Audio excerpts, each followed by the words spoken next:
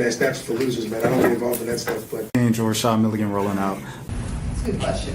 Brandon, we can't ask Rashad questions. Hey, Rashad.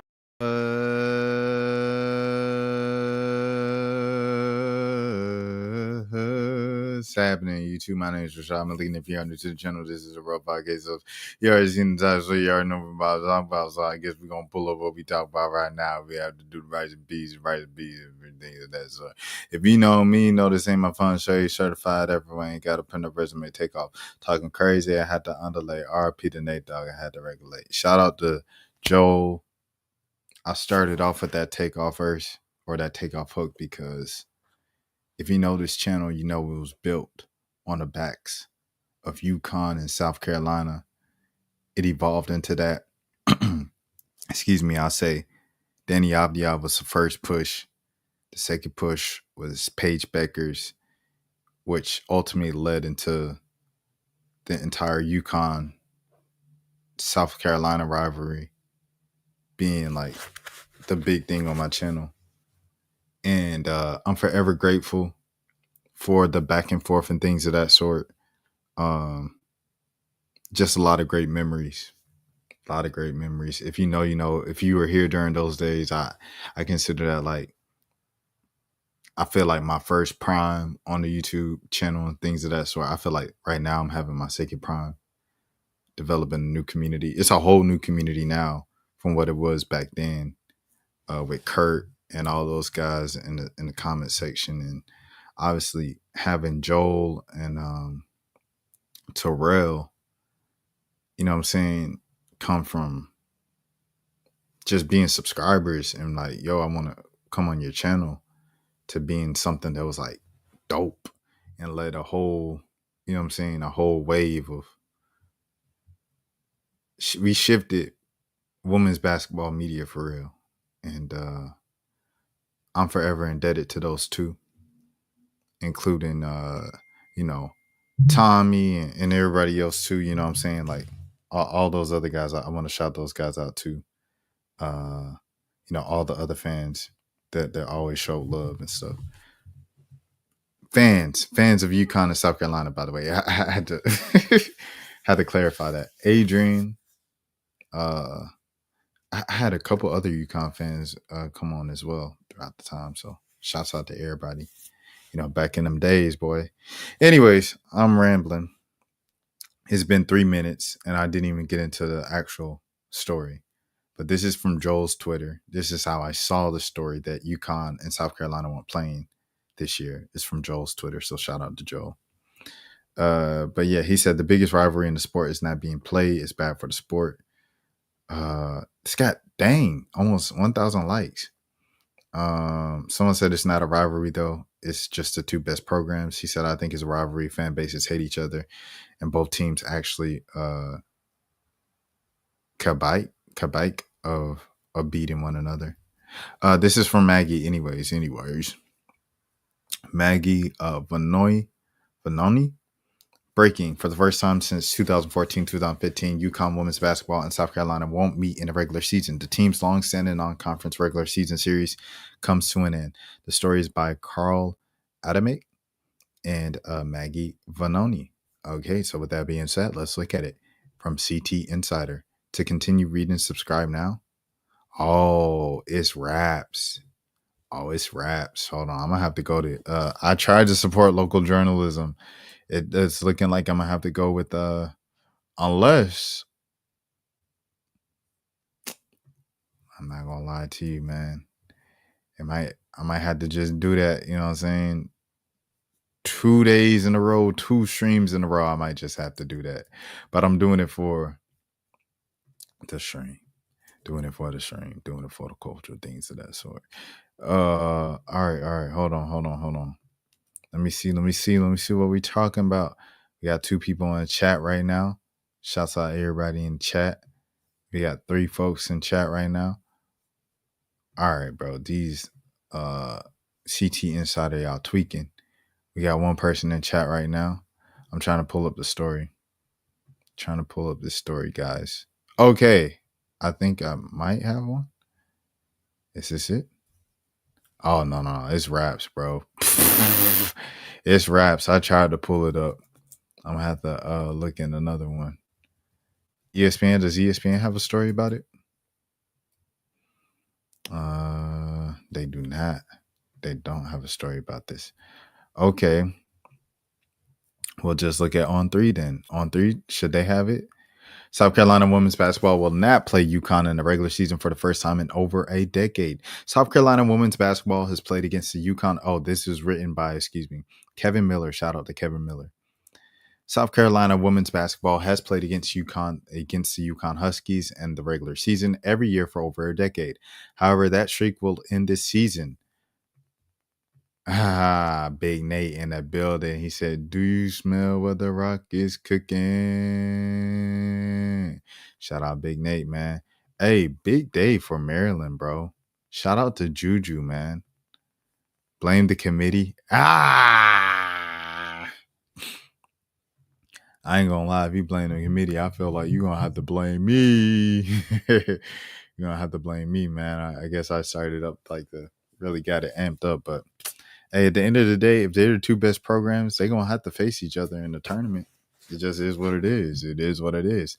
All right. But yeah, I think it's a good rivalry, bro. Like, cause LSU, South Carolina, it's a cool rivalry.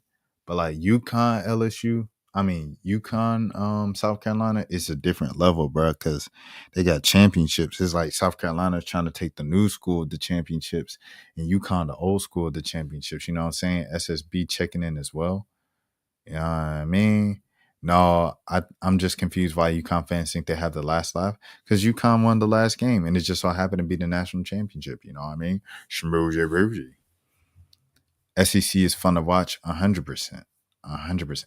SEC. South Carolina women's basketball has played against the UConn Huskies in the regular season every year for over a decade. However, that streak will end the season. CT insiders Maggie Bononi and Carl Adamick reported on Friday that the long-standing out-of-conference rivalry will not open during the 2025-2026 campaign, barring a postseason matchup. The report shouldn't come as a surprise to Gamecock Central subscribers. Gamecock Central's Chris Wellbaum has reported on numerous occasions, including earlier this week, that this was the expected outcome. The contract between USC and UConn ended in 2024, meaning that the 2024-25 matchup was going to be the last installment of a yearly contest unless something unexpected happened. Many previous matchups came in the middle of the conference play, an inconvenience that cost the teams a bye each time. Currently, Connecticut is on a 2-game winning streak of the series, including the 2024-2025 NCAA National Championship game. Before that, the Gamecocks had won 4 in a row and 5 of the last 6 against the Huskies. I did not know that. I didn't realize that. During that stretch, South Carolina won the 2021-2022 title game over UConn. I remember that. Paige was hurt. I don't know if AZ was on the team yet, but if she was hurt too, I assume. They were hurt. I just know that. South Carolina was not last season's NCAA tournament number 1 overall seed, despite owning the best resume. Because of that, we're reading On 3 South Carolina when you see sentence like that. Because of that, head coach Dawn Staley publicly lamented her tough scheduling practices and hinted that changes could be coming. Oh, so she said, all right, I'm just going to schedule easier to get better seeding in the postseason. She said, I'm going to do Kim Mulkey. If Kim Mulkey do this and Kim Mulkey get it. Nonetheless, the Gamecocks remain on pace to play a tough slate of games before SEC play begins. Though Staley's team has dropped the UConn game, the team's non-conference schedule remains among the best in the country. South Carolina will host Providence and Clemson. I'm waiting for the best in the country. Southern Cal, USC, that's it? With no Juju? That's the toughest in the country. I think he gassing it up. Me personally, I think he gassing it up. UCLA, that's tough. Okay, so UCLA. All right. Duke. All right. We'll have to see how they look next season. Texas. And they're saying the Texas will be a non-conference contest at the Players Area Championship in Las Vegas. We'll travel to Louisville as a part of the ACC SEC Challenge, South Florida, Southern Cal. Yeah, I think the most difficult games I see is UCLA. It's kind of it. I ain't gonna lie to you. And respect to USC, but you know what I mean. That's a respect to Juju Watkins. If you know, you know. Let me catch up on this. You see what I mean? They are delusional like the Yankees. They think they're the greatest thing since sliced bread. You have to think if you got 12 championships, Nate. If you had 12 championships, bro, and the nearest program has Pat has what, 7? How many does Pat have? Every time I say this, I get the wrong number, and people are like, "How can you speak about this? You don't even know how many Pat has. How many championships does Pat Summit have?" Pat Summit has 8. So if you have 12 and the nearest program to you has 8, you talk your talk too, bro. I ain't even gonna lie to you. It's like the Lakers. We don't live in the past. We live in the present. That's why they call it a gift. And in the present, they won the most recent championship. And they have the best player in the country. And they have AZ Fudd. I don't know, man. I get why UConn fans talk their talk, bro. I ain't gonna lie to you. It's like I feel like with UConn opposition, there's stages to it. It's like resistance, and then it's just eventual acceptance. Just have to accept it, bro. Like they're really, really good. Are they perfect? No, but they're really, really good. They might just be the closest thing to perfect.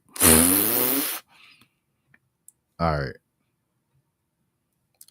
Joe also he like screenshotted this, and he said the Walloping was so necessary. Uh, excuse me. The Huskies led the series 11-5, including 5-1 at home, 4-2 in Columbia. See the difference between reading a Connecticut-based paper or media versus like South Carolina. It's like two separate things. You would think like South Carolina was running it, and UConn just caught wind recently. Um, the Huskies led the series 11-5, including 5-1 at home, 4-2 in Columbia, and 2-2 at neutral sites. UConn snapped a 4-game losing streak against the Gamecocks last season when it defeated the 2024 national champs 87-58 at Colonial Life Arena on February 16th.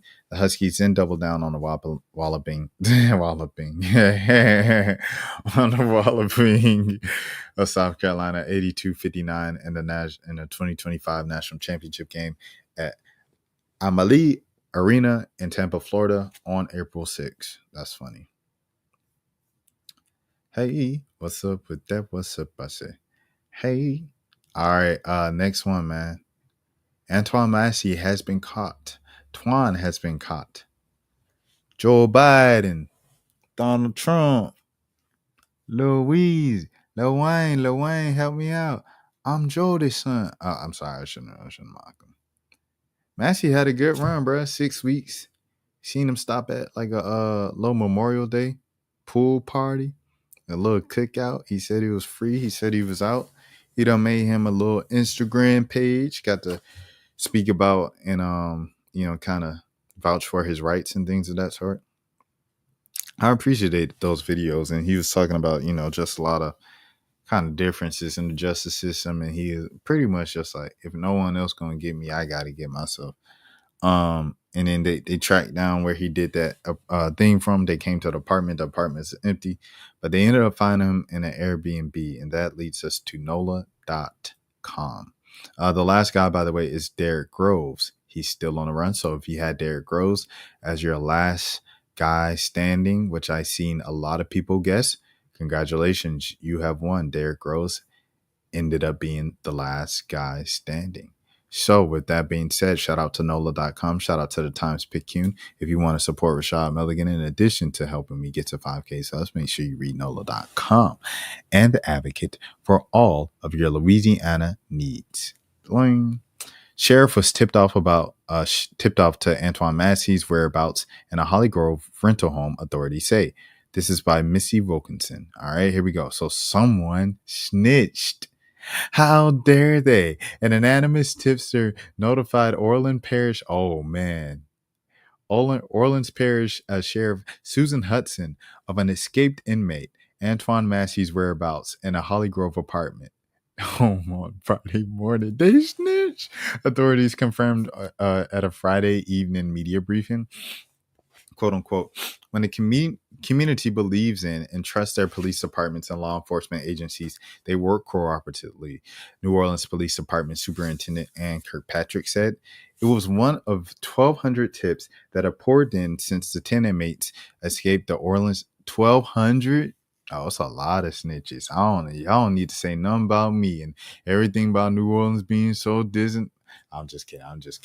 I ain't gonna try New Orleans. Them folks real. I ain't gonna lie. They told me, I said, I believe you. You ain't gotta tell me twice. It was more than to all the people coming in for Essence next week. Just know New Orleans is not sweet. All right. Be safe, be smart, remain vigilant of your surroundings. All right. Just like any other city, but yeah, just do that. What SSB say? Low key escaping prison is some G stuff. 100%, bro. But he did it and was out for 6 weeks. You gotta have balls to do that. 100%.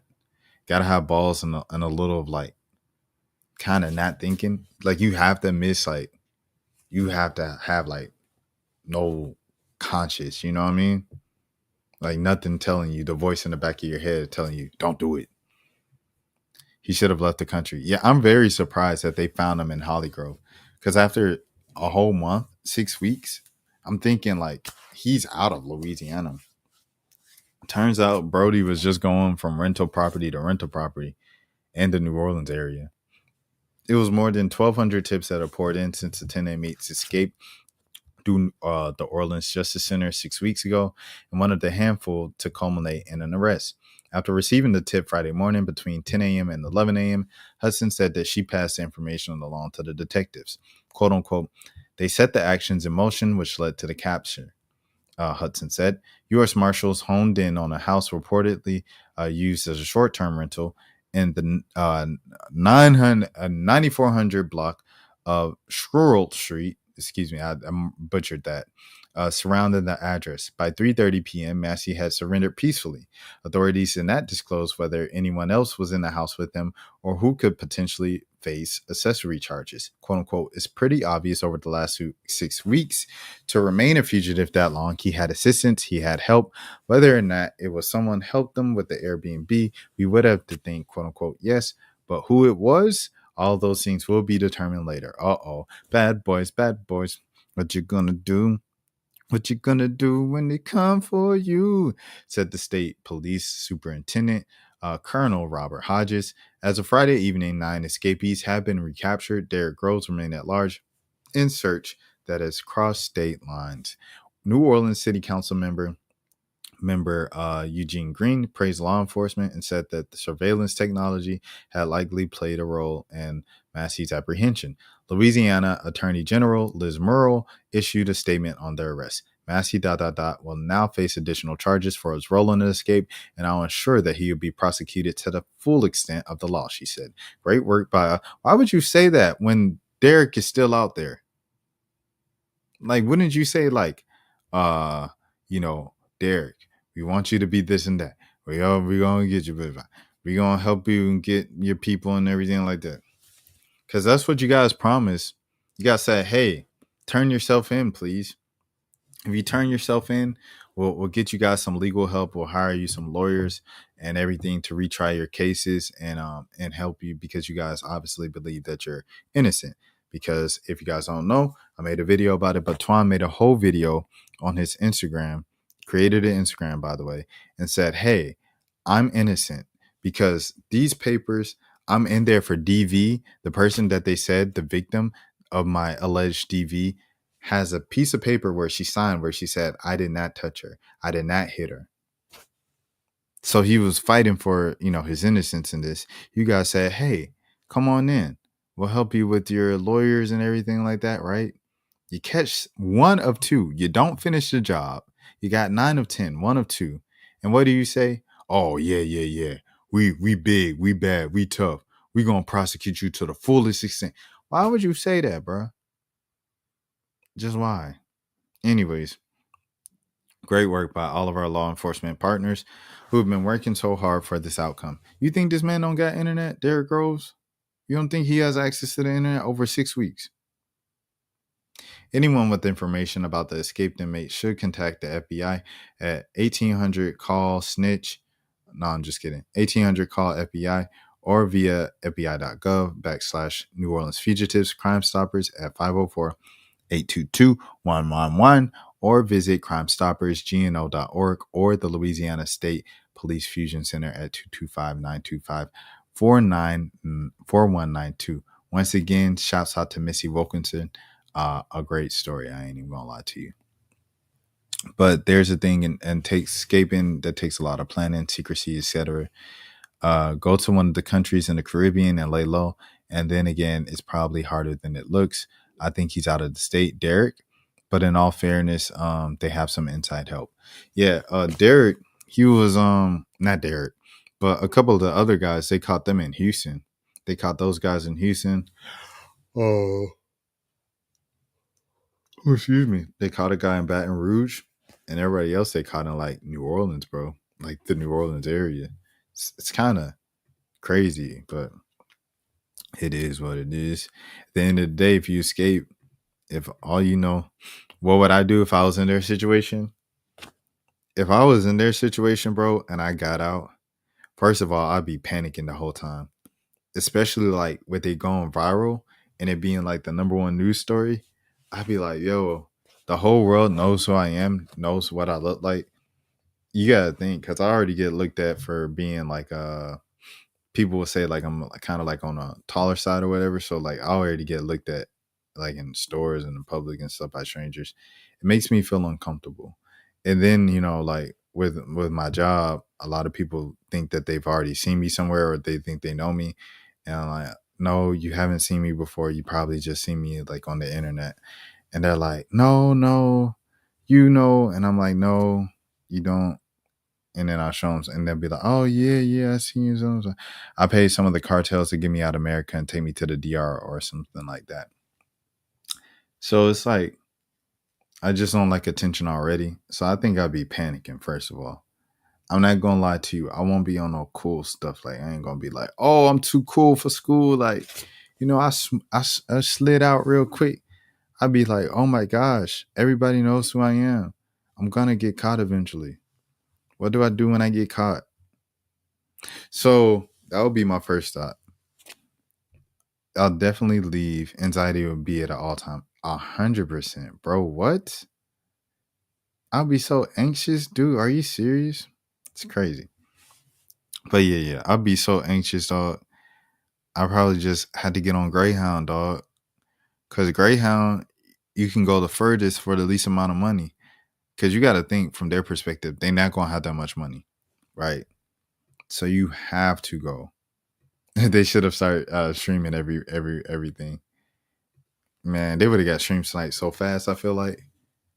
But me personally, I ain't gonna lie, like, I would have been like, he said, get your 15 minutes of fame and start a career. Me personally, being someone who does YouTube and things of that sort, I probably want to do like, yo, we keeping the stream going. SSB was good. You know what I'm saying? They catch my stupid self, bro. I ain't gonna lie. I think I can make it 5 days. I ain't even gonna lie to you. I think I can make it 5 days. And on the fourth night, I'll go live, bro.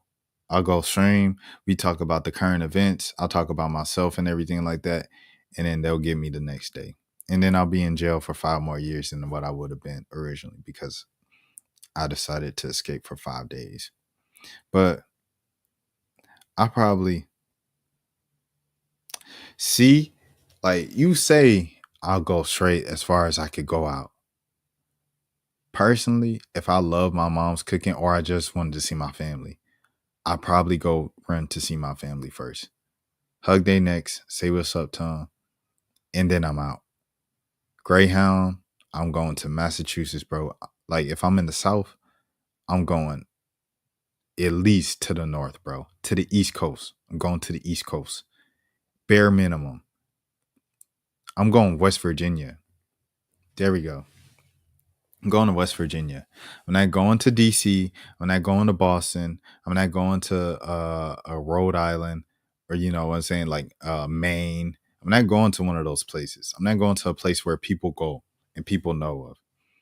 I'm not going to any 100% because they caught the dudes that went to Texas. They caught them because they were in the Houston area, and then the other dude who was in Louisiana, he got out of NOLA, but he was still in dang Baton Rouge, which is like the second biggest city in in Louisiana. Didn't make any sense. Go to like North Dakota. Shoot, I might go to Wyoming with Kanye, bro. Go stay with Kanye. I think Ye would let me in for sure. And he'd probably be like, you know what I'm saying, hold the camera. And he probably had me, you know what I'm saying, like recording him making his next album. He'd be, you know, the same way he's saying free Diddy, he'd be saying free me.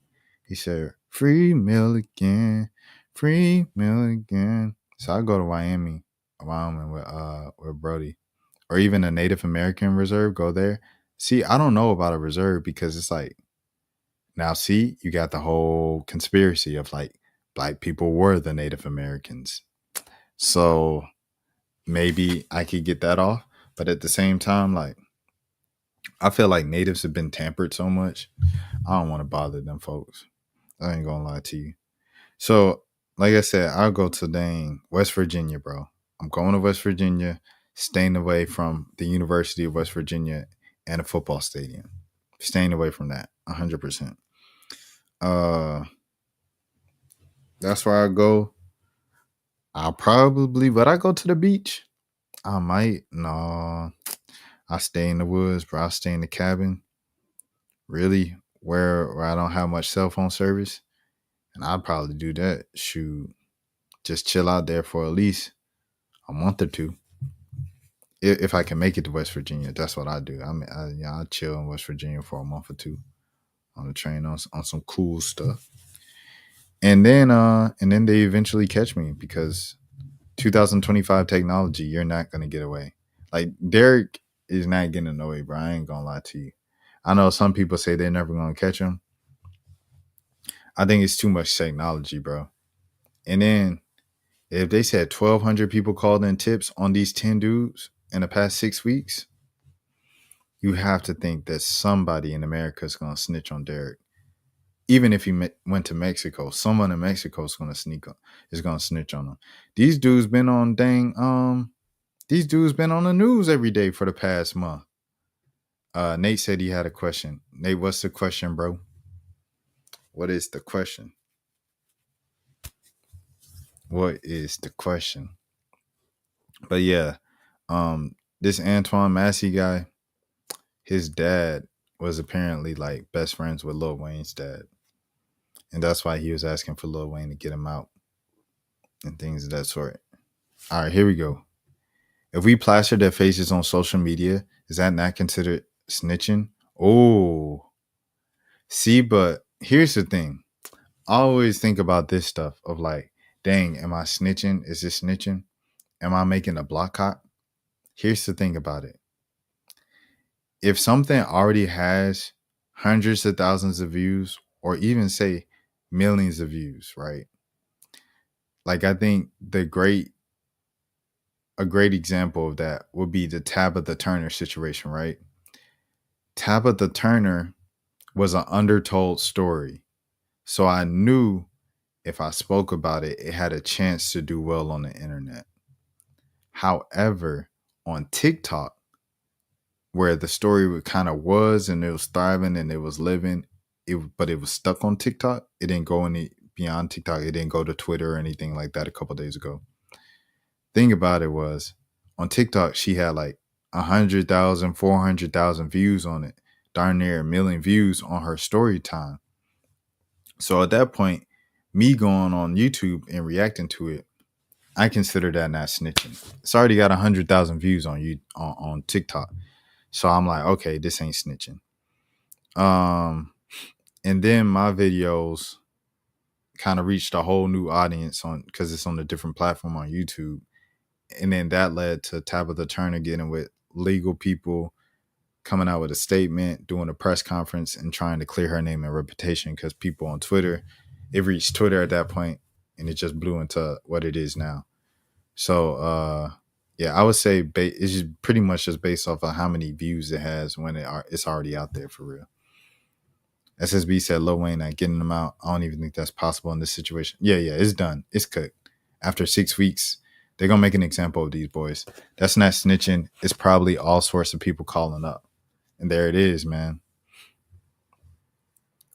1,200 people in the area. Like, New Orleans is a major city. At the same time, New Orleans is small, bro. As you guys know, any city gets really small once you get down to, like, the nitty-gritty of the community and stuff like that. 1,200 people? You mean to tell me it's just 1,200 squares? It's some of them real ones in that 1,200. It's some of them, you know what I mean, hood babies in that 1,200. That's a whole nother discussion. But yeah, 1,200 people call, bro. That's insane, dog. All right, anyways. So I say that to say Derek, they gotta eventually catch Derek, bro. There's no chance he's getting away. In 2025, it's too much technology. So anyways, here it is. Only 4-time killer Derrick Rose remains among the 10 fugitives who escaped from the May 16th and the Orleans Justice Center jail. Someone said, he said 4-time killer like it's an MVP award. 4-time MVP Derrick Rose. Hold on. Mitch said something about this. Mitch, what's she say? It's Lizzie. Anyways, I ain't even gonna pull it up. But she was like, they're never gonna catch him. That's what she said. In fairness with the Tabitha situation, people went off without having all the facts. I understand what you're saying, but I think it's two different situations. In 2025, when you got ICE doing deportations, you're not getting away from escaping the bin. Exactly, bro. And you see this AI stuff with these AI people, these AI influencers, like, the technology's too advanced, bro. The computers are too smart to get away with anything, dude. Like, you won't get it. I was watching, I know it was a movie, but you see the movie, and he identified each person one by one, bro. He identified each person just based off of, like, the little, you know, like the little laptops where they zoom in on their face and they can get their whole identity just by looking at their eyes. It's crazy. You're cooked, bro. Anyways, we're once again with Perk and Bill Simmons. I didn't want to do this 2 days in a row. I don't like revisiting beefs too much. However, this is making some noise, this response. It's got, at the time, once again, over 500,000 views. SSB said, geez, Bill Simmons, that's a wild quote. I didn't read it. What they say? They can't waddle around. Pregnant women have hormones, pregnant women have hormones, so they're easily irritable. They cry more easily. They're more passionate. These are the qualities I want to see in a player. Keep playing. Okay. Who was the player who got pregnant last year? She's Candace Parker? Yeah. In my opinion, hey, maybe this is a little out there. Oh boy. I think if you're pregnant, you have to keep playing. Okay. Bro, what? No, seriously. What? That's not a reason to stop playing. That's not an injury. I mean, It's not like that's like not a torn ACL. How long did she has another human being inside of her. My wife was doing pregnant Pilates until she was like 8.5 months pregnant with our second kid. These people can't run up and down a little bit? They can't play 5 minutes a game? Can't waddle around? How is that a reason? What is it? What draws them more attention than 7.5-month-old or pregnant Candace Parker, you know, playing in the semifinals and the whole, like, Christine Brennan getting into it. This is bad for women. Like, she writes a column about it. Big debate. It leads the sports reporters whether they've gone too far with the pregnancy rule. That's kind of stuff they need to do. It would get a lot of attention. Have her get into a fight? Ever seen a pregnant woman fight? Oh, they have more hormones. Like, their parts are going to get more fights. I saw a pregnant woman fight at a carnival. Nice. It was like, oh my, what has happened? Like, something really bad is going to happen. There's a baby involved. Oh, I think it's a great idea. Well, with pregnant women, you have the following things at play. You have hormones, so they're easily irritable. They cry more easily. Like, they're more passionate. Oh. These are all qualities I want to see in a basketball court. I could see there being. Remember? People are way too comfortable with disrespecting women, bro. I ain't even gonna lie to you. Like, it goes back to the Jeff T podcast thing when they had Charleston White and he was making all those jokes about the WNBA. And I know, like, Michael Che on Saturday Night Live, like, that's one of his things that he always leans on is making jokes about the WNBA. There's a lot of people that just joke about the WNBA and women, and they just feel a little too comfortable, a little too easy in just publicly disrespecting women, bro. And of course, if I say that, oh, I'm a pick me, I'm a this and that, I'm a simp, I'm a you can't say that on Twitch, but this is YouTube, so I say it. Oh, you being real simpish. This is all da. Yeah, all right, bro. It's basic respect for other humans, dog. This was said on the radio. Yeah, the BS with Bill Simmons, that was like the 2000s. When was this from? It's got to be the 2000s. Has he not realized the wish that women can have when they bear children? I don't pay Jeff. Has he any mind? And let's not act like you haven't said some asinine things about the game of basketball, and especially when it comes down to the WNBA. Uh-oh. Saying that women should play pregnant. Man, have you lost your damn mind?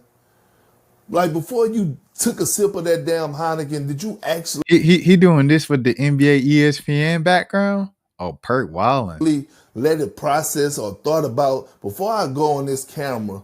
Let me think about this for a second. Am I really going to go tell the world, and I don't believe you was joking, that women should play pregnant? And I believe if I'm not wrong, said, I believe. you were talking about the time Candace Parker, I believe, was pregnant or whatever the case may be. That's neither here nor there. What I'm telling you is, you say some absurd things at times. But guess what, Bill? Nobody cares. Nobody is covering you to police you to speak the game on the game the way it needs to be spoken on, brother. That's crazy. He told that man nobody cares. He says, yeah, Bill, we have something in common. We have something in common, Bill. We both share our opinions on basketball, but here's the difference. Nobody cares when you share your opinion. It's crazy. Remember yesterday when we talked about how Perk should pull up dirt on... That exactly did it. I was thinking about that. I'm not even going to lie to you, SSB. I was thinking about that earlier today. Pearl looking like an OG. Yo. Perk just put the whole WNBA against Simmons with this. 100%. 100%. He's cooked, bro. He's cooked. But Bill Simmons just says way too many off things to like sit on his high horse and act like Kendrick Perkins is the worst thing that happened to the NBA on ESPN. At the end of the day, a lot of this stuff be coming down to like jealousy of losing your old spot. And yes, I realize Bill Simmons makes more money now than he did at ESPN. You still have an ego thing of like, dang, ESPN ain't bring me back. Because that's what happened, right? Or Bill Simmons left. Bill Simmons might have left because he has so much money. Bill Simmons leaves ESPN. ESPN says it won't renew Bill Simmons.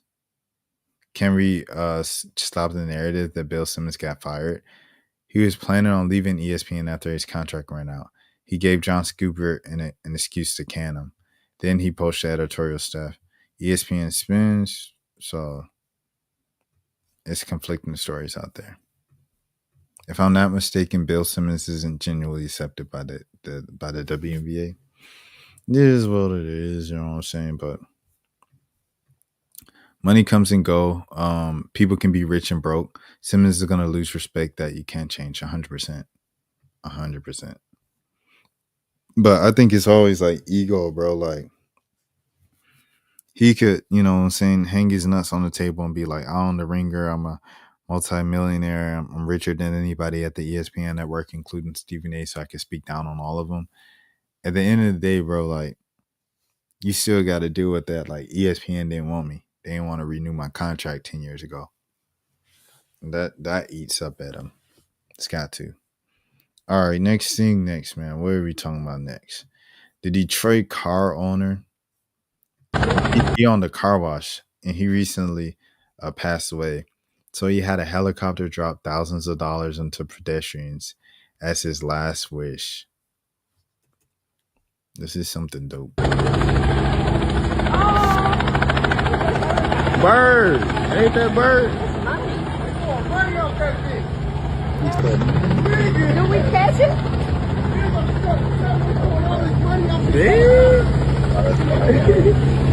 Look at them. They confused. They're like, what in the world is this?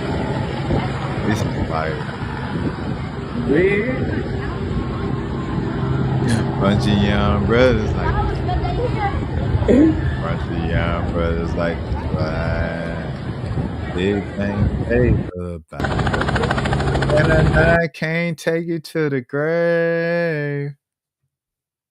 Shout out Phil Lewis. Thank you, SSB. How dare I?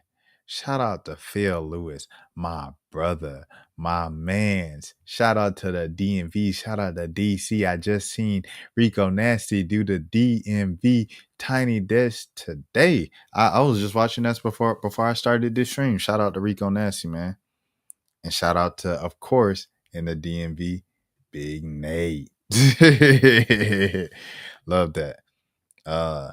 Letting it happen in the midst of traffic is dangerous, but I respect it. The lady saying, "Do we catch it?" There's like, you gotta think, bro. It's like, you'd be skeptical if someone just gave you some money. If someone was just like, "Hey, congratulations for giving money to random people," and they gave you a wad of cash, you'd be like, "What the heck? Am I going to jail?" I get it, but I wouldn't do this. This is straight out of movie, 100%. But if he ain't take it with you, bro, he probably spent his whole life seeing people struggle. You know what I'm saying? Seeing his whole life, seeing people struggle in the area. So he was like, all right, man, when I just give all my money away to everybody in the community, it's a beautiful thing. It's a beautiful gesture. And I hope the people picked up the money, man, and they didn't go to jail for it. So there it is. All right. Next. Ron Washington, the skipper for the Anaheim Angels, or the Los Angeles Angels now. He's to remain on medical leave through the end of the season. Wash is in good spirits. Ray Montgomery named the interim manager. Excuse me. Give me a second to stretch. This is written by Rhett Bollinger. Anaheim. The Angels will have a different voice guiding them for the rest of the 2025 season, as manager Ron Washington will stay on medical leave for the rest of the year, and Ray Montgomery will take over as the interim manager. Ryan Goins, who's previously the club's infield coach, will serve as the bench coach. Angels general manager Perry Minasian made the announcement before Friday's 15-9 loss to the Nationals at Angels Stadium. The Angels didn't specifically say what Washington's medical issue is, but Minasian sounded optimistic that Washington's issue was caught early and Washington knows what he has to do to get fully healthy. Obviously, it's a tough day for me, Minasian said. Look at it two ways, right? It's unfortunate that he won't manage again this year. He has a unique personality, and in my opinion, and I think a lot of people's opinion, the game of basketball is 1,000 times better when Ron Washington's a part of it on a daily basis. But the unfortunate part is that he knows what he needs to do. And from a health standpoint, he knows how to get better. Shout out to Ron Washington. Washington's 73. He's only 73? I thought he was older, but respectfully. Washington, 73, initially stepped away from his managerial duties on June 20th due to health concerns. He was at the ballpark on Friday to Sunday, watching the games from a suite, but didn't attend during their 3-game sweep over the Red Sox from Monday to Wednesday. He remained in contact with Minasian, Montgomery, and the coaching staff and stayed optimistic throughout the process. He's in good spirits, Minasian says. He understands what needs to be done. I'm not going to go into the full details. Hold on, I need to pause this because, geez Louise, they would get me out of here. Major League Baseball is definitely getting me out of here. That's for him to tell if he decides to do, but for me, I'm excited for him to do what he needs to do. Forget about the baseball stuff. Just get healthy because he's a great human being. It marks the first time Montgomery will get a lengthy stint as manager, but he's been with the organization since 2021, including as a bench coach since 2022. He's pretty familiar with the club and doesn't believe that it will be a tough transition, quote unquote. It's obviously tough news, and the focus is on Wash and making sure that he gets what he needs right now, Montgomery said. Honestly, it's like a transactional piece. I'm looking at it as we have a game to play today. A week ago, when this started, we had the same mindset and nothing's really changed. And again, relative to what I was doing prior, it's a lot of the same stuff. Angels players were told about Washington during a meeting roughly 4 hours before the game. It was tough news to hear for the players, but they said that they'll be playing with Washington on their minds for the rest of the season. Obviously, quote unquote, we want him out here, but we also want him to get better, said superstar Mike Trout. Shout out to Mike Trout. So we're just praying for him, thinking about him, keep playing strong for him, and hope he comes out of it great.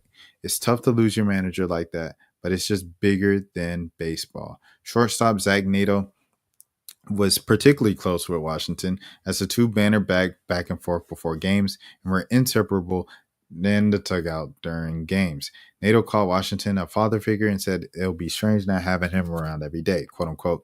He got me when I was fresh, my first full year, Nato said, and I've learned a lot. It's been a lot of ups and downs, but it's been a lot of learning lessons between those. And just being able to become a man, owning up to my mistakes, and just being able to flush it and keep moving on, I think he's definitely helped me. Catcher Logan O'Hope said he'll also miss the banter and advice he's received from Washington on a daily basis, but he said he'll continue to reach out to Washington and is hopeful that he'll be able to return to baseball sooner than later. It's more than baseball when you hear the news, O'Hope said. We just hope he's healthy and getting better. I hope this isn't taken the wrong way, but we don't care about any of the baseball stuff of it right now. We hope that he's all right and he gets the help he needs. But he's the main reason why everything has been the way it has been around here so far. It's something we're going to keep replicating. So shouts out once again to Ron Washington, man, former Braves coach, infield coach, I believe, and things of that sort. And just an overall great guy from everybody I know who knows him. Everybody loves him, bro. You bring so much joy to the game, and we're all pulling for you. Get well soon, Wash. 100%, bro.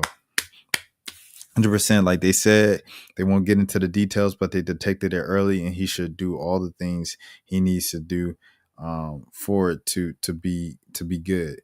And shouts out to Jay Harris as well, the Sports Center anchor. He's taking some time away. He'll be back at SportsCenter, I think, mid-July because he had a C-word diagnosis and things of that sort. So prayers up to Jay Harris. I have a great Jay Harris story, but I guess I'll save it for a time where I'm talking about Jay Harris exclusively. It's the Anaheim Angels. We don't call them the Los Angeles Angels of Anaheim. Ron Washington, Dusty Baker, and Tito Francona have dealt with a lot of but yeah, Ron Washington is one of them ones, boy. Nice dude, man. Always got a smile on his face, play for at the park. Shout out to Ron Washington, dog. And I hope you get better, bro. Thoughts and prayers with you 100% for sure. Okay, this one is a bit different. So I've seen this, right? So Tracy Brown, she did the line where people talk. Hey, like my mama got a hair care my line, mom sing, and she want to show y'all her products and stuff. And she's promoting her hair products and stuff like that, right? You guys seen the trend. If you haven't, it's essentially like a family member, a significant other being like, yo, I'm going to beat you up if you don't listen to the person that I love, if you don't listen to their business pitch or their hobby, because they really are passionate about their hobbies and you need to care about it, right? And they just kind of sit in the background where they're like, this is my painting. I painted it 2 days ago. I like paintings a lot, right? So anyways, people also do it with their small businesses, hoping to get them some attention. So Tracy Brown did it with Tabitha Brown, her mother, to promote Tabitha Brown's new hair care line. Of course, Tabitha Brown also has like spices, vegan food, everything under the sun that exists, right? So someone said, this trend is for poor people trying to get on. Step aside. We already made you rich. And this got 3,500 likes. It's got over 100,000 views. Let me see. Hope to see him on the field again as well. 100% with Ron Washington. I'm just curious. What if I don't like or listen to them? Please hit me so I can get paid. Thank you. Thank you. So anyways, right? This is my take on Tabitha Brown, because Tabitha Brown was in hot water, kind of, you know what I'm saying, with the black community earlier this year when people caused for a boycott against Target for getting rid of DEI initiatives, because Tabitha Brown had a lot of her products still in Target, and she had a Target deal. Like, it was a big deal when she got her stuff in Target, and it's like, honey child, I'm in Target. Like, it was a thing, right? And she was like, please don't stop shopping at Target. Like, I need the money and this and that, and, you know, support me and everything, and support the black businesses still in Target and still do business with Target. He was like, honey child, we can support you directly by buying straight from your website, and none of the money would go to Target. It is what it is, right? So that was a big thing. Now it's this thing where Tabitha Brown is participating in this thing of promoting her newest business while doing a trend meant to support the small business people. Here's what I have to say about this when she said this trend is for poor people trying to get on. It's not for you. My take about Tabitha Brown is, I believe, in her 40s. Before I look it up, I'll look it up right now. Yeah, she's 46, right? Tabitha Brown just got famous in the pandemic, which is 2020. That was 5 years ago. So she was 41 when she had her breakthrough. Tabitha Brown has been a single mother. No, not a single mother. I'm sorry. Shout out to Chance. Let me salute Chance, everything like that. But Tabitha Brown has been a struggling financially mother, and trying to get her acting career off the ground and everything like that, and things just didn't really work for her. How I know this story, because Tabitha Brown tells her story in her testimony all the time. And so these past 5 years of coming into riches, I think in Tabitha's mind, she's scared to go back broke, bro. I think she's genuinely scared to go back broke. And why wouldn't you be? You know what I'm saying? If you were trying to make it for 41 years and you finally made it year 42, year 45, you ain't going to be, okay, all right, that's cool. You still going to have that same scarcity, like, yo, I need the help. I need every dollar I could get. I need every sale I could get. The work is never over. I'm forever trying to make it. I'm forever marketing. I'm forever putting out, hey, the word about my business, because this is a new business. Tabitha Brown done got lotions, bathroom, body creams, the little seasoning. She got a book she's selling. She got a billion things she's selling, bro. This is a whole new thing. So she's marketing to a whole new audience, people looking for a specific product, hair products. And I don't blame her, dog. I get it. Like I say, I get it. It can come off as looking as greedy or selfish or self-absorbed or whatever the case might be. At the end of the day, she's the one who was broke for 41 years trying to make it for at least 25 plus years. And she finally made it just 5 years ago, bro. You probably be thinking with the same thing too. The best way to stay rich is to still think like you poor. I ain't gonna lie. I always thought if I got rich, you know what I'm saying? If I got rich or whatever off of content or whatever the case might be, my businesses, media, whatever the case might be, if I ever got rich, I'm still acting like how I acted in college, bro. I remember, I think, I always lived like I was in college, like after college, living by myself and stuff. I still budgeted like I was in school, and that's how I saved the money. You know what I mean? Keep pushing. Thank you. I appreciate it. But my thing is, what are you doing with your finances? I'm just curious. What do you mean? What are you doing with your finances? I don't think she's poor. And SSB, I appreciate that. They keep pushing. But if I ever got rich, I had to stay with the mindset of like, I'm still living on a college budget, because that will allow me to have money, bro. Like, that's how you stay rich. Is the budget and stay tight and keep grinding like you broke trying to get on. That's the only way to stay rich. That's from what I've seen. So it's like, this is what I'm seeing from Tabitha. She just hustling, bro. She just hustling. That's what I think. Make your life easier, but keep a budget in mind 100%. Because it's like the thing that we all do naturally, right? You get a job that pays more. What you going to do? You're going to go to a place. You're going to move into a place that costs more. You're going to get a car that costs more. You're going to start eating a little healthier because you can afford to. Costs more to eat healthier. All of these things adds up. And now, shoot, you back to no money. You know what I'm saying? So it's like, I'd rather still live like, okay, oodles and noodles, peanut butter jelly sandwiches, only eating out once a week. We only eat out once a week. You know what I'm saying? I'm trying to get back to that because I eat out more than once a week now. I ain't gonna lie, a lot of times. I'll be eating out probably 2-3 times a week. But I'm definitely going back to eating out once a week, tightening up the budget and things of that sort. The thing is, so with groceries, bro, groceries is so high now. They be just as high as eating out. So that's why I eat out sometimes because, you know, it's convenience. Have somebody else cook it for you, everything like that. But it's not the best for my body. It's not the healthiest to always eat out. I'm rambling about some other stuff. But I'm saying I get Tabitha Brown here. She's still hustling and moving like she's broke because she doesn't want to go back to being broke. She's keeping her foot on the gas.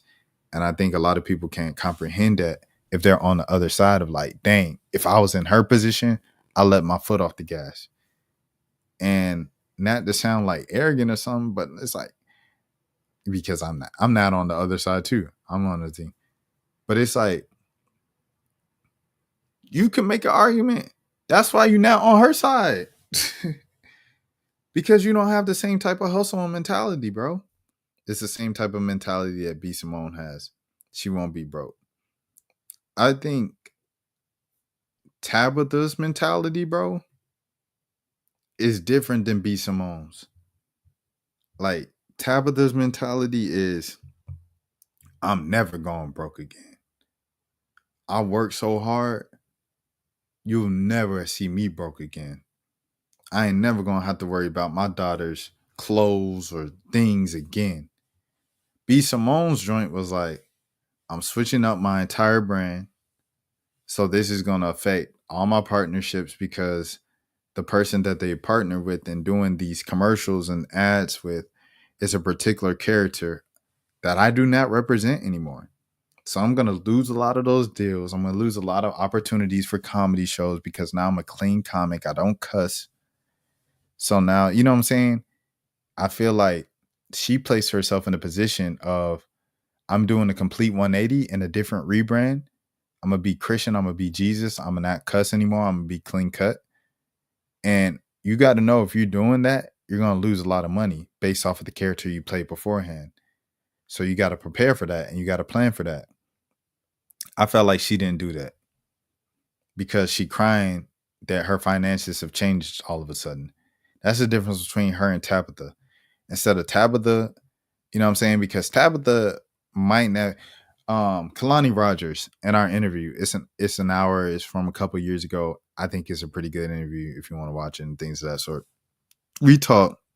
She said it will never, regardless of how big, how many times you go viral, it will never be like that first push when you first went viral and you were introduced to the world. And that was the hottest you'll ever be. It will never be like that again. And so with Tabitha Brown, I preface that by saying Tabitha Brown will never be as hot as she was in 2020 when we had the shutdown and she's sitting in her bed with an afro saying, hey, baby, I know the world seems like it's uncertain, but it's going to be all right. She'll never be as hot as that again. So, okay, shoot. What I got to do to keep this 15 minutes of fame turned to 5-year empire, turned into 6 years, 10 years, 15 years, 20 years. What does Tabitha Brown have to do with that? I'm going to keep grinding like I'm broke. And that's the difference between Tabitha Brown's thinking and B. Simone's thinking. B. Simone's thinking was, God's going to make a way. I've always been good in my career. I always found a way to continue to make money in this industry. Tabitha Brown's mindset is, I don't even want to see what it looks like if I ever ease up or change who I am. I'm still locked in. And I respect Tabitha for that. I ain't even gonna lie to you. Tabitha got my respect for that. Now the Target thing, I ain't gonna lie. Tabitha, I was looking at you weird too.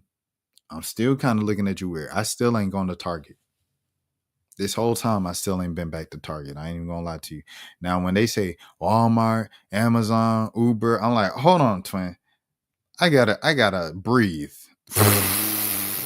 I gotta breathe at some point. I can't, you know what I'm saying? If I go against everybody who against DEI and black people in America, I'm gonna be starving. You know what I mean? However, like, other than that, I rock with Tabitha, bro. She every city she goes to, she puts on black businesses. You guys see me go to Vegan House of Pancakes in Atlanta, in East Point to be specific. Hold on, I'm gonna pull it up here. Vegan House of Pancakes, who Tabitha Brown, there we go. Tabitha Brown shouted them out. And she shouted out a couple other vegan joints in Atlanta and things of that sort in the past. So she puts on for black businesses. I supported her black business. I rock with Tabitha Brown, bro. I ain't even gonna lie to you. And she gives free game. She's nice to everybody who meets her. I remember I seen her for the first time. I said, "Hey, Tabitha." She said, "Hey." And it was like in a crowd of people because it was an event and she was being pulled away by her security. But she still, the way she said, "Hey," just showed, I acknowledge you. You're important. And I appreciate your support of me and you even noticing me in public. I appreciated that, dog. So I rock with Tabitha.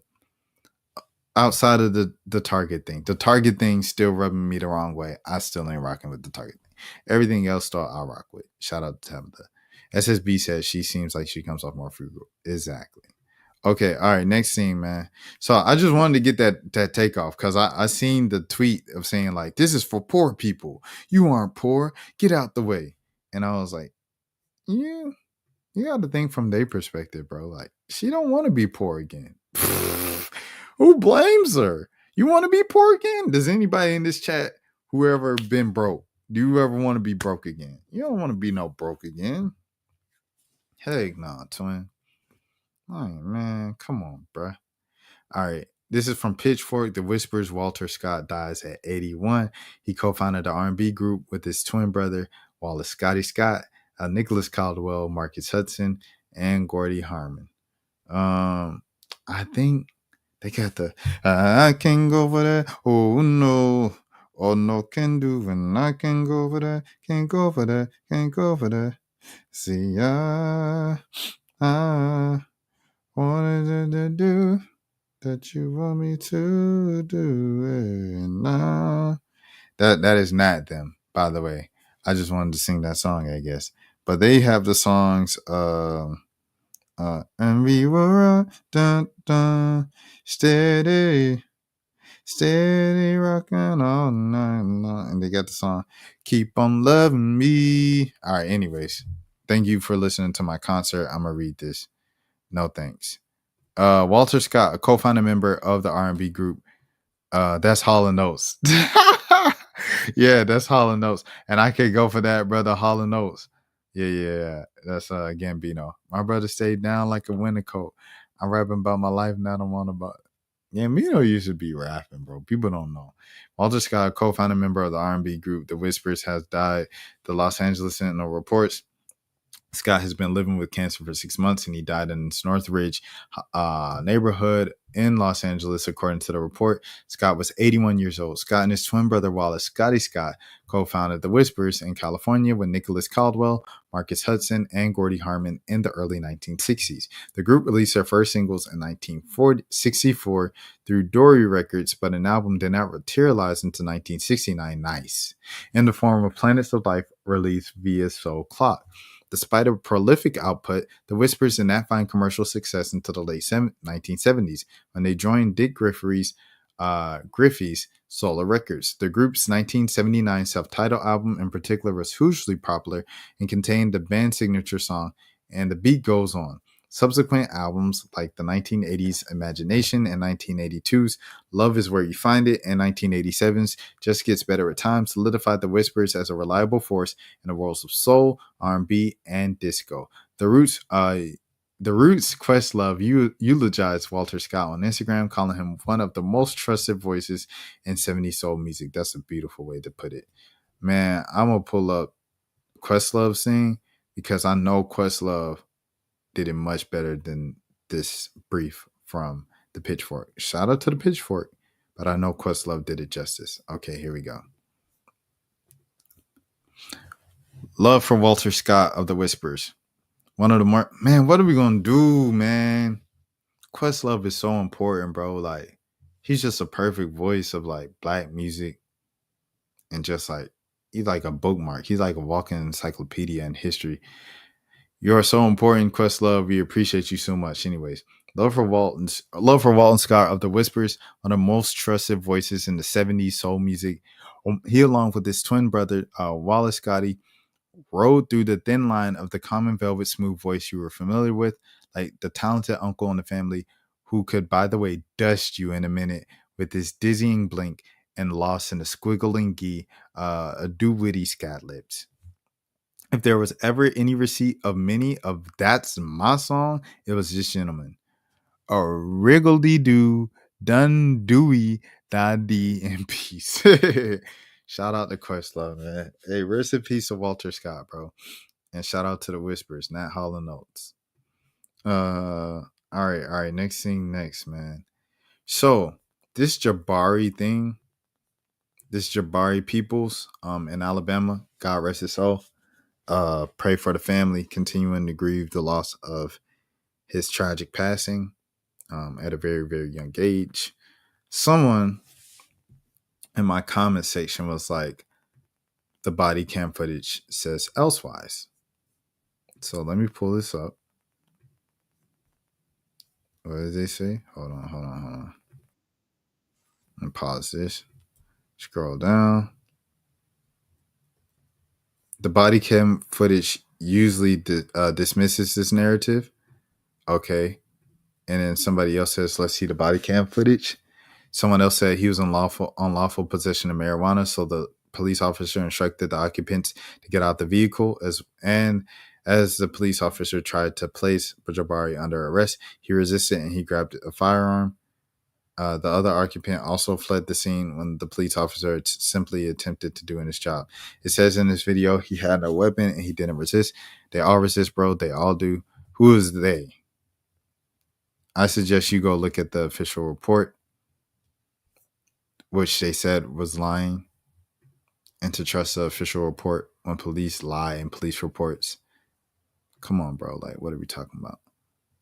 Why aren't they releasing the body cam footage? Why is the police report saying one thing and the family saying the other thing? Why, regardless of what happened on the scene, was the family not notified that their child was dead until the next day?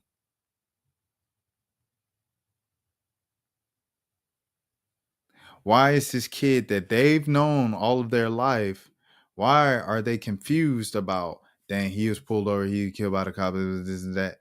Because maybe that wasn't his character to go reach for a firearm when they're arresting him for possession of marijuana.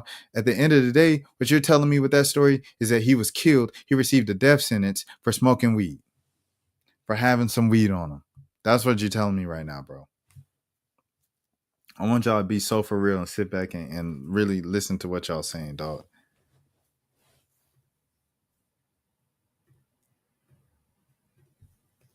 With that being said, I'm going to read this story from AL.com.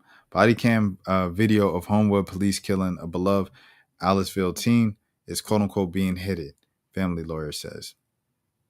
This is written by Carol Robinson, the attorney of a family of a beloved Aliceville teen fatally shot by Homewood police, said the Alabama law enforcement agency is putting off the family's request to immediately view the footage of a deadly. Why? I want you guys to use common sense here. 2 and 2. If it looked bad for Jabari and it made sense for Jabari to no longer be on this earth, after his encounter with the police, after his fatal encounter with the police? Why didn't they? Hey, here's a video. But hey, I understand you're emotional right now. You're grieving. You're going through a lot. But here's what little buddy was doing when we pulled him over. It's just protocol. He pulled out the gun. We felt threatened and this and that. Like, we seen the firearm. It was this, is that, blah, blah, blah, blah, and that's what happened. Why wasn't that the immediate thing? Why was it, hey, let's not even call the family who didn't have their child come home tonight. We won't tell them until the next morning. Nearly 12, 10, 12. Come on, bro. Like, what? Like, oh my gosh, dog. I don't know. I'm sorry. Let me get back to reading. Birmingham lawyer Leroy Maxey, who represents the family of 18-year-old Jabari, 18 years old. So you know he was still staying at the house. So when he was coming back, you know his family expected him to be back in the house at night before the next morning. It wasn't until the next morning when he didn't come back all night that they finally notified them about what was going on, bro. Basic human decency, dog. Of a kid that's no longer on this earth. The last chance as a human he'll have to receive some type of decency. Notifies the people that love me that I'm no longer here. As soon as possible, please. Especially when it came to the hands of the people that we pay the taxes for to protect us. What were they protecting if he had unlawful possession of marijuana? What were they protecting him from? What were they protecting the community from? An 18-year-old smoking some weed? Birmingham lawyer Leroy Maxwell, who represents the family of 18-year-old Jabari People, said the family asked to see any available footage on Thursday or Friday and said he has submitted all of the paperwork required by ALEA to do so. Quote unquote, they denied that request. Maxwell told AL.com on Thursday. They said they do not have a timeline at this point for us to view the footage. Homewood police said in an earlier statement said the fatal pew pew pew of Peoples was captured on video and said the arrangements were being made to his family to watch the footage. Arrangements to be made. It's a video. Hey, can you come to the station at 5 p.m.? We'd like to show you the video. You see how that took 2 seconds? What are you talking about? We making arrangements. Man, get out of here, bruh. Bunch of baloney. Since ALEA's State Bureau of Investigation is leading the probe, all footage has been turned over to the state agency. ALEA did not immediately respond to the request for comment about Maxwell's request on behalf of the family. Why? Why don't they even have a comment to explain why they haven't shown to Maxwell's family the footage of Maxwell and his last moments as an 18-year-old child? Why? It's basic common sense here, bro. Don't pee on my leg and tell me it's raining. We expected, quote unquote, that there to be at least we have the family to view the video much sooner, but excuses.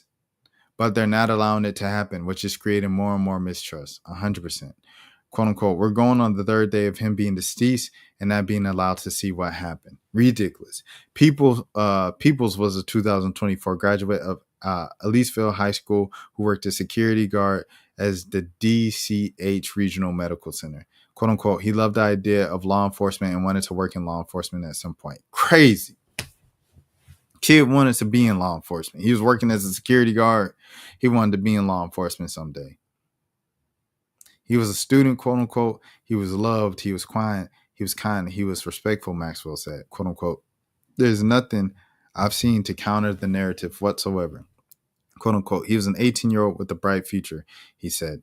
He has no history whatsoever being disrespectful to law enforcement. 18 years old. Peoples was unalive on Monday night while he and a female friend were sitting inside of a vehicle at the Homewood Soccer Park on South Lakeshore Drive near Columbiana Road. Excuse me. In a Wednesday statement, Homewood police officers said that there has been a recent increase in criminal activity in and around the city's athletic complexes. And on Monday, a veteran officer spotted the vehicle in the back corner of a parking lot.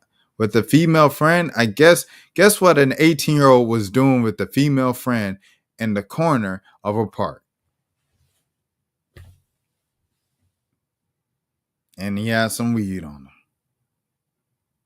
They being 18-year-olds, bro. Kids should not die for being an 18-year-old dog. Should he get a stern talking to? Hey, you can't be doing that out in public.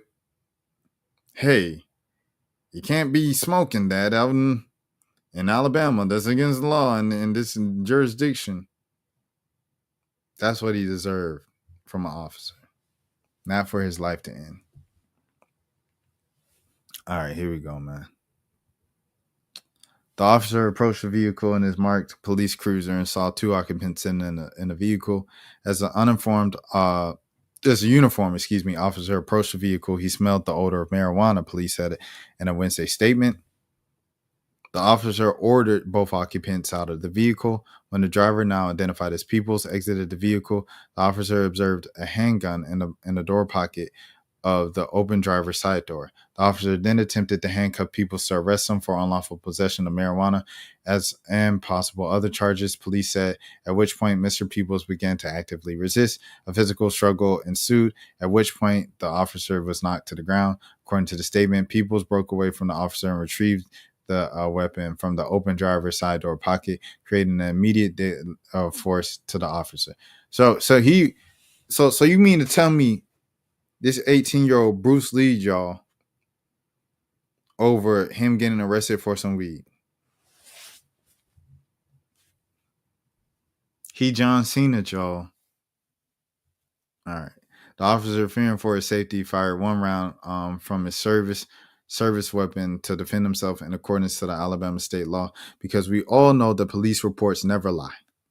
Mr. Peoples fell to the ground, still gripping on the weapon in his right hand. The statement read, the officer gave multiple verbal warning commands for Mr. Peoples to let go of the weapon. The officer then called for an emergency backup as the other vehicle occupant, who had fled into the woods, began approaching with the officer.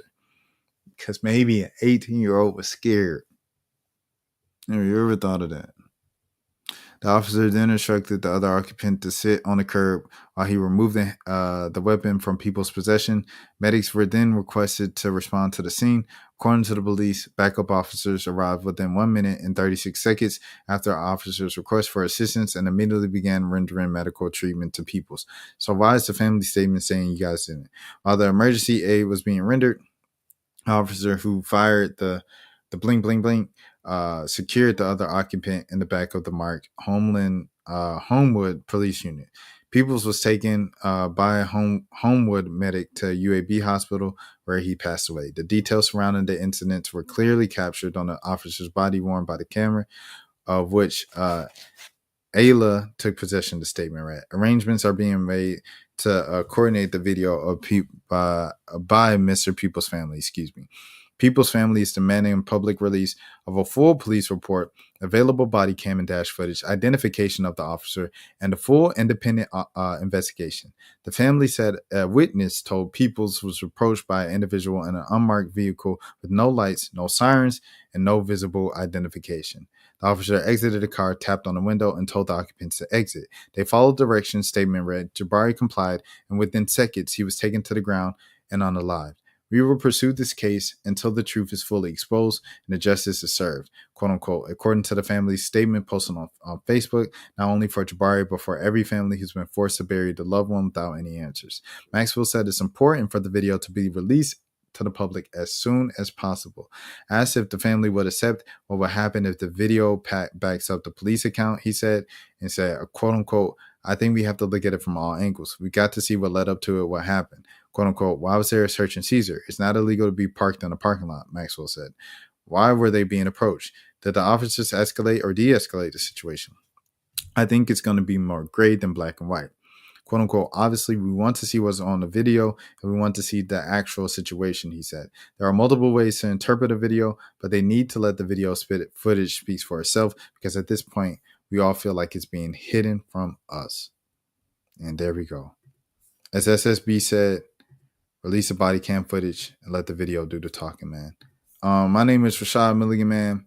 I appreciate the support so much. Shout out to Carol Robinson for writing this from AL.com. I appreciate SSB and Nate stopping by as always in the chat, showing some love and things of that sort this Friday night. And as always, man, have a good morning, have a good afternoon, have a good day, have a good evening, have a good night. If nobody else told you today, I care for you, man. I will be back on stream tomorrow night because I'm on stream every single day. Until next time, man. Peace. That snaps for losers, man. I don't get involved in that stuff, but. Angel Rashad Milligan rolling out. We can't ask Rashad a question. Hey, Rashad.